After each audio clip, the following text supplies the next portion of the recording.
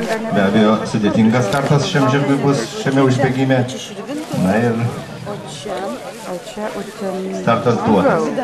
Utena ko gero.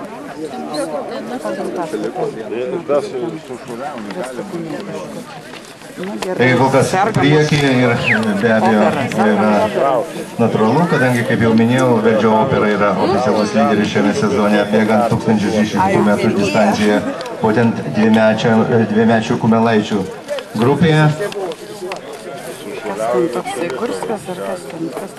Taigi pirmoje pozicijoje Verdžio Opera, antroje Indiana. Trečioje Olimpija Olo. Man buvo antras. Tai štai matome pro žiūrovus malinkinį Verdžio Operą vadinamą Kazio Trotos antroje pozicijoje, Indiana vadinamą Imanto Klebausko. Na ir, kaip sakoma, labai ramus, tolygus bėgimas, kuris kol kas nesukelia jokios intrigos šiame užbėgime.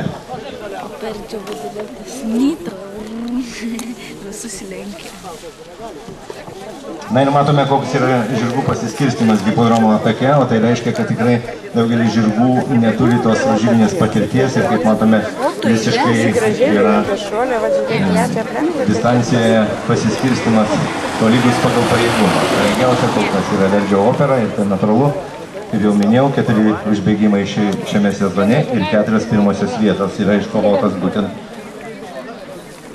Verdžio Operos. Na, o Ursus Broline yra garsus Amerikos Viskūnų Veizės Seržilas, kuris yra Verdžio Operos tėvas, kuris yra sartų lenktynėse rekordininkas, jo rezultatas 2 minutės 04,69 sekundės dalis. Toks yra oficialus sartų hipodromo rekordas. Na, o Verdžio Opera gali ateityje savo sportiniais rezultatais galbūt ir pagerinti tėvo Ursus Broline rezultatą. Bet tai ateityje, o kol kas jinai užtikrintai finišuoja pirmąją Verdžio Opera yra pirmojo važiavimo nugalėtoja.